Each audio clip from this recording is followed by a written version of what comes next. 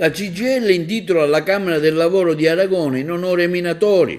La manifestazione si svolgerà il prossimo 23 febbraio, venerdì alle ore 17. Si sente parlare spesso delle miniere di Aragona, numerosi libri ne parlano, in particolare pongono l'accento sul fatto che sono stati di proprietà della famiglia di Pirandello.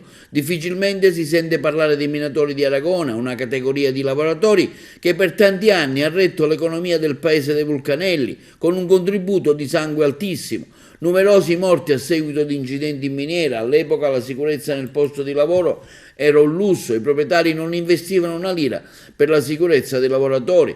Tantissimi sono morti a causa di tumore del zolfo che respiravano, quindi la CGIL di Agrigento, come afferma il segretario generale Albuscemi, annuncia l'evento di ricordare i lavoratori delle miniere di Aragona intitolando la Camera del Lavoro a uno dei più longevi segretari di quella Camera che fu Francesco Marotta, in onore al ricordo dei minatori di Aragona. Per l'occasione saranno presenti il segretario generale della CGIL Alfio Mannino, il presidente del patronato Inca CGIL Sicilia Giuseppe La Loggia e il presidente del CAF CGIL Sicilia Ignazio Giudice.